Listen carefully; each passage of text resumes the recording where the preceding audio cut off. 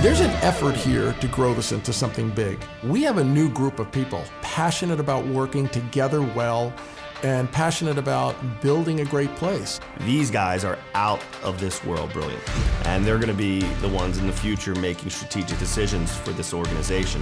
How do you really keep what made it great and what allowed it to grow as fast and as big as it did, and now find a way to scale it?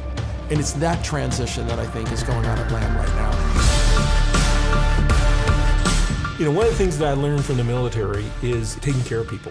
Being the head of HR in any organization that I've been with, that's what it's all about. So I hope to bring to the table my leadership skills, not only in leading people, but coaching managers and leaders to lead their people in the right direction. One of our core values is being dynamic. And part of being dynamic is being able to work in a bunch of different areas at the same time, being able to multitask. And most importantly, being able to be flexible, being able to accept that the way that we're doing things may not be the best way to do things forever, and there's an opportunity to get better. Bringing on people like Tom, Rich, Charlie, and Sal, and Dave gives us an opportunity to really learn from people that have done this before.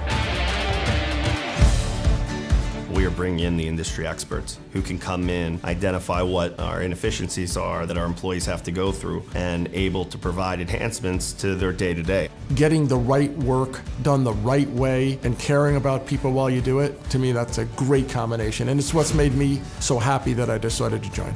The 2.0 message really is how do we go from here to a $501 billion company. The biggest thing we can do is to make sure our back office keeps up with our growth. Making sure we're efficient in what we do, making sure our people have the right tools. It's all about workflows. We now have on the senior leadership team more than 120 years of insurance experience. We don't need to recreate the wheel. We're going to get to another level of efficiency and effectiveness by using the experience we have to redo these workflows. For the past 2 years, we've had training and development as one of our top 3 or 4 annual priorities, and the fact that we're bringing in somebody to help man that demonstrates our priorities in that manner. It needs to be strategic. What is it we want to focus on? What are those elements? Is it technical expertise, selling skills in the B2B space, those type of things? Is it internal or is it external? Is it learning management systems, LMSs, where there's content that you can take off the shelf? The answer is, it's all of those.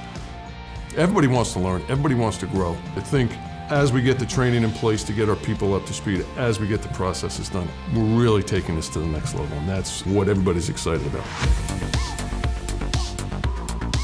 We've had a lot of data, and it's certainly helped us grow. And with some of the troops that we're bringing in now and just the expertise, it is a whole new ballgame. These guys think in a different way than has ever been thought about from a leadership standpoint in Lamb.